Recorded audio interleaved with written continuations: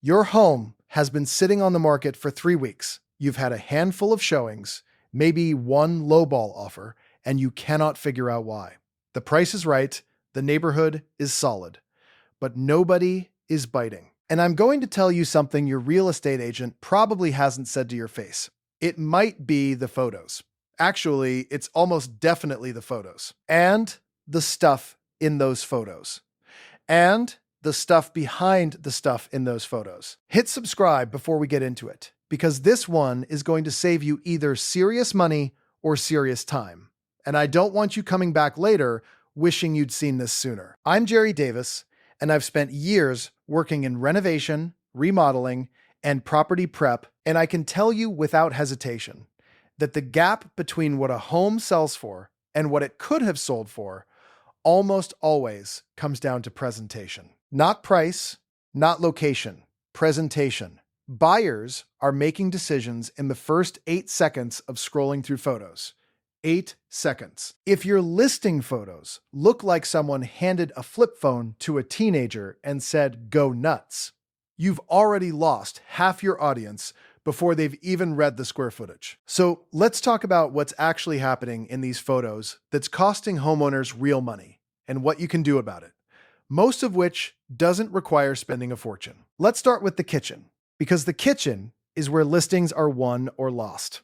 I cannot overstate this. When buyers pull up your listing and the first interior photo is the kitchen, and that kitchen looks dark, cramped, and dated, they are mentally moving on within seconds. Here's what people do. They clean the counters, they maybe wipe down the cabinets, and they think they're done. And sure, the kitchen might look fine in person, but in a photo, a dark kitchen with under-cabinet clutter, old hardware, and a countertop full of appliances looks like a problem someone else is going to have to fix. And buyers price that in. They don't think, "Oh, that's an easy update." They think, "I don't want to deal with that." Here's what no one tells you. You don't have to remodel the kitchen to make it photograph like a much better kitchen. Pull every single appliance off the counter. The toaster, the coffee maker, the air fryer, the knife block, the paper towel holder, all of it. Counter space reads as square footage in photos, and buyers need to see that space to feel it. Then, update the hardware. Cabinet pulls and drawer handles are the most underpriced upgrade in residential real estate. You can swap out every piece of hardware in an average kitchen for $200 to $300, and it completely changes the visual weight of those cabinets. Old brushed nickel cup pulls from 2008 make the whole kitchen feel like 2008. Matte black bar, pulls, or satin brass makes it feel like someone has been paying attention. That's all it takes. Not a full renovation, just enough signal that the home has been cared for. Now let's talk about paint colors, because this is where I see people genuinely hurt themselves. Someone decided at some point that bold, personality-driven color was going to make their home memorable. And they were right. It does make it memorable, just not always in a good way. I walked through a house last year where the dining room was painted a deep oxblood red, floor to ceiling, crown molding, and all. The sellers loved it. They'd had dinner parties in that room for 15 years, and they thought it was sophisticated. And maybe it was in person with the right lighting and candles and a full table. But in a listing photo on a cloudy Tuesday morning, it looked like a crime scene. That room sat on the market for 47 days. The buyers, who eventually purchased it, immediately repainted it before they moved in a single box. Here's the problem with bold paint. It doesn't just affect the one room, it affects how buyers feel about the whole house, because now they're walking in already knowing they have work to do. The moment a buyer starts calculating paint costs in their head, their offer goes down. It might be irrational, but it is completely predictable human behavior, and you need to plan for it. Repaint with something warm and neutral before you list.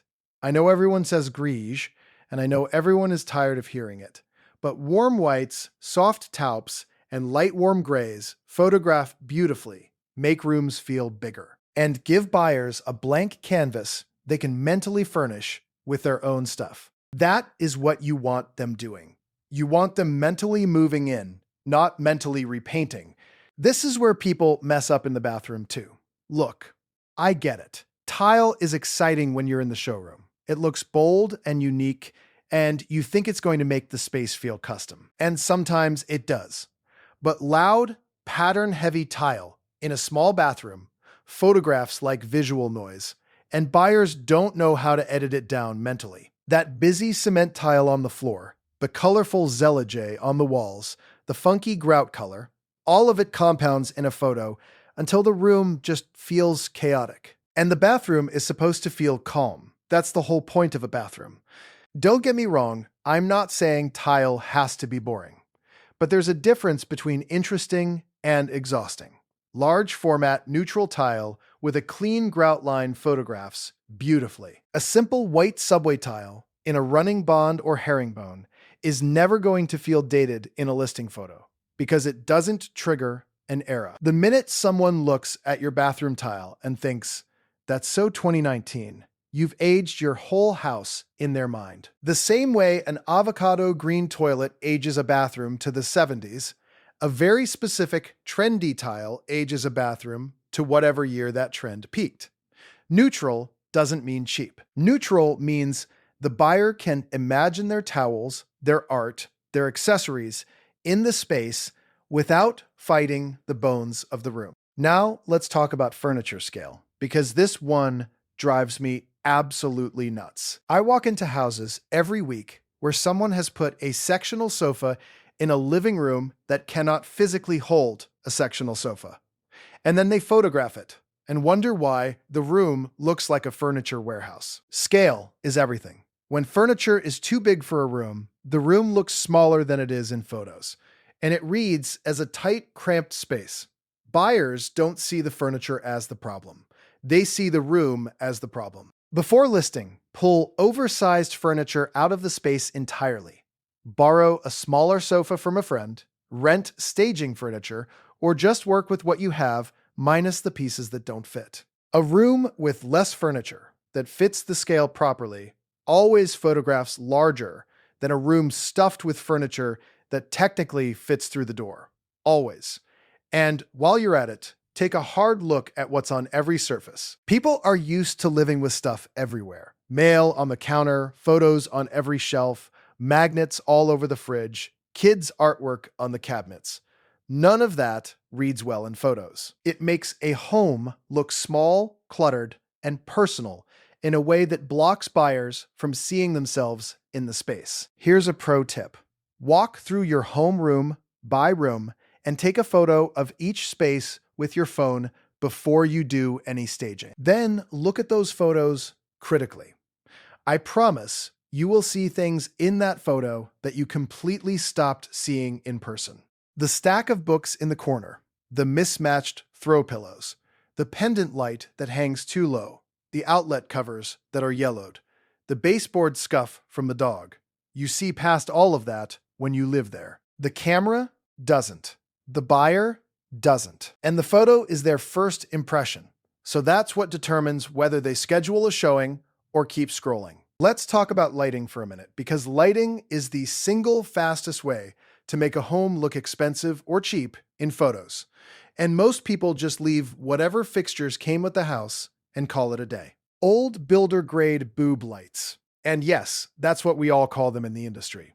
Those flush mount dome fixtures from the 90s and early 2000s absolutely tank the feel of a room. They cast flat, unflattering light, they look like an afterthought, and they signal to buyers that the home has not been updated. Replacing them is not a massive project. A decent flush mount or semi-flush fixture runs $50 to $150 at any home improvement store. You can swap one out in 20 minutes if you have any comfort with basic electrical. Do that in every bedroom, the hallway, and the dining area, and your home photographs completely differently. And while we're talking about fixtures, can we please talk about the front door? The front door is the first thing people see in the listing's exterior photo, and the first thing they see when they arrive for a showing. If your front door is a faded, old wood grain style, painted some forgettable beige, and it's flanked by tired old light fixtures with dead bugs inside the globe. That is the first impression your property gives. A fresh coat of bold but classic paint on the front door, navy, black, deep red, forest green, and two new matching exterior sconces can completely transform the curb appeal in one afternoon for under $300 total. That's $300, creating an emotional reaction in the buyer before they've even stepped inside. That's the most cost-effective investment in this entire list. Now let's talk about something most homeowners skip entirely: the garage. I know, it's a garage. But a lot of buyers open every door during a showing, and when they open the garage door and see wall-to-wall cardboard boxes, tools on the floor, and whatever furniture you couldn't sell at the yard sale leaning against the back wall, that's a mess they're calculating into their mental budget. More importantly, the garage shows up in photos too. A clean, organized garage with a swept floor, tools on wall-mounted racks, and clear floor space signals to buyers that the home has been maintained. It signals that the previous owner was careful, and that matters, because buyers know that the way someone keeps their visible spaces usually reflects the way they kept the invisible ones. The crawl space, the attic, the inside of the walls. Trust me, this matters. A well-maintained home tells a story in photos before the buyer ever reads the disclosure. A cluttered, unupdated home tells a different story, and buyers read that story loud and clear. Let's get into the master bedroom, because this is another room where people just give up. The bed is made, sure, but you've got mismatched nightstands, a ceiling fan with one blade slightly warped, a TV mounted at an awkward height with cords dangling down the wall, and an accent wall you painted 5 years ago in a color that made sense then. Here's what I want you to do before photos. New bedding. Not expensive. Affordable white or light gray bedding from literally anywhere photographs beautifully and makes the room feel clean and calm. Pull the TV off the wall, or at minimum run the cords through the wall before photos. Cord management is free and takes an hour. If the ceiling fan is dated or damaged, replace it. A new ceiling fan that matches the room's hardware and style is a $200 upgrade that completely changes the ceiling, which is a huge part of what the camera captures. Symmetry matters too. Match the nightstands if you can. Even if they're simple, inexpensive pieces, matching reads as intentional and intentional reads as value. Now let's talk about something a lot of sellers genuinely don't think about: smell. I know you can't smell a house in a photo, but smell is the first thing that hits a buyer when they walk through that door for a showing. And if your listing photos are strong enough to get buyers in the door and then the smell turns them off, that's a painful outcome.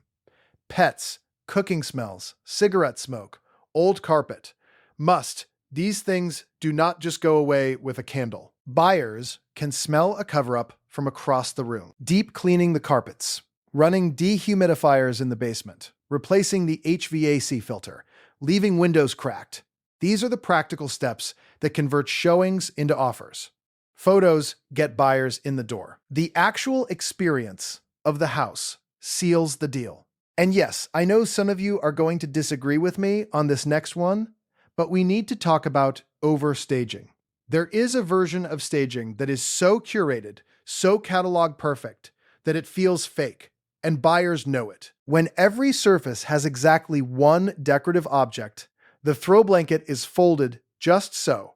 There's a bowl of perfect lemons on the kitchen island, and every piece of furniture looks like it was just uncrated from a box. It can actually work against you, because buyers walk in expecting to feel something, and instead it feels like a furniture showroom. Real staging is about removing the wrong things and keeping the right things, not filling the space with props. Leave a couple of real books on the shelf. Leave one personal but neutral piece of art on the wall. Don't make it look like no one lives there. Make it look like the right person lives there. Tell me in the comments which one of these you are about to skip, because I guarantee most of you had at least 2 or 3 of these sitting in your house right now. The mismatched hardware, the bold paint, The countertop full of appliances. It's not that people don't care, it's that they're too close to the house to see it the way a buyer sees it for the first time. Look, a strong listing photo strategy is not about making your home look like something it isn't. It's about making sure the real quality of your home actually shows up in those 8 seconds a buyer gives it while scrolling. You've put years of your life into that house. Don't let bad lighting and a cluttered counter be the reason someone swipes past it. A good home sale is not about perfection. It's about removing friction. Every update, every cleared counter, every fresh coat of paint is just you removing a reason for someone to say no. Do enough of that and you start getting more yeses, better offers, faster closings, less time sitting on the market wondering what went wrong. If this helped you, hit like, subscribe, and share it with someone who's about to list, because this stuff matters way more than most people realize. I'll catch you in the next one.